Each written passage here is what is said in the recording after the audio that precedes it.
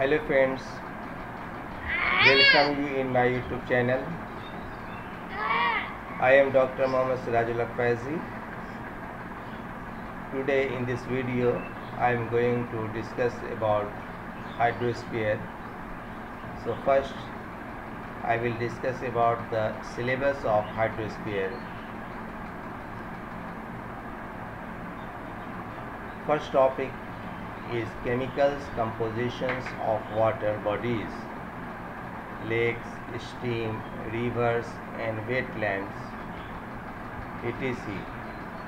Hydrological cycle, aquatic pollutions, inorganic, organic pesticides, agriculture, industrial and sewage, detergents, oil spills and oil pollutants.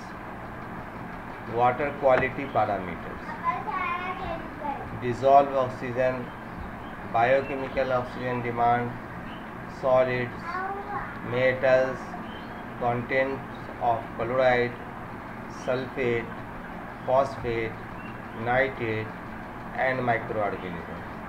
Water quality standards, analytical methods for measuring BOD, DO, COD, F, oils, metals, arsenic, cadmium, chromium, mercury, palladium, selenium, residual chloride and chlorine demand, purifications and treatment of wastewater. After learning this hydrosphere, then we are able to understand hydrosphere.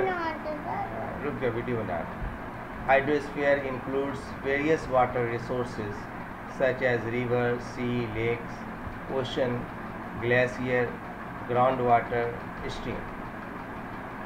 Water is essential not only for the sustenance of human life and activities but also for the quality of life as well. About 90% available water in ocean is not fit for drinking as it is salty. Out of the remaining 3%, 2% is available in glacier, in Greenlands and on the poles. The remaining 1% is available as fresh water, surface water, lakes, river, groundwater. Water resources are broadly classified into two groups: external water resources, those existing outside the lithosphere, example ocean, sea and bay, and internal water resources which constitutes rivers, lakes and groundwater. Rain is the main source of water for most plants and living beings. It is in its natural states.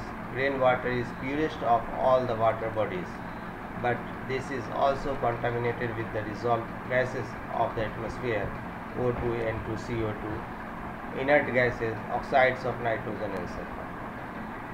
Waters of lakes, streams, rivers and groundwater are always contaminated with the varying amounts of inorganic salts and organic materials. Wetlands are largely contaminated with organic materials and inorganic salts along with toxic materials. The principal supply mechanism of fresh water is the global hydrological cycle. The water cycle endlessly through the environment. Solar energy drives the hydrological cycle by evaporating surface water, which become rain and snow and falls, filling natural reservoirs, lake, rivers, groundwater, wells, and return to the ocean in the process called hydrological cycle. Any physical, biological or chemical change in water quality that adversely affect living organism or make water unsuitable for desired uses can be considered aquatic pollutions. Due to its great solvent power, the water is used in washing, irrigations, fishing, or flushing away waste, cooling, baking paper.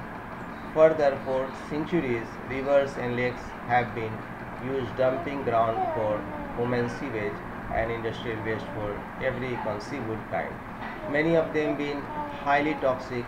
This results in pollutions of water. Although the types, source, and effect of water pollutants are often interrelated, it is generally convenient to divide them into major categories. So these include inorganic pollutants, organic pollutants, pesticide pollutants, agriculture pollutants, detergent pollutants, oil spills and oil pollutants. Industrial activities generate a wide variety of waste products which generally discharged it to water sources. The major contributors are paper and pulp industries, distilleries, electroplating plants, asbestos industries, detergent industry, steel industries, mining industries, tanning industries, canned sugar industries, oil industries, pesticide industries, atomic energy industries, heavy chemical industries. So friends, this is our syllabus and these are the parts we will discuss thoroughly in these units. So hope this video will be helpful to you. If you like this video, then subscribe my channel and thanks for watching.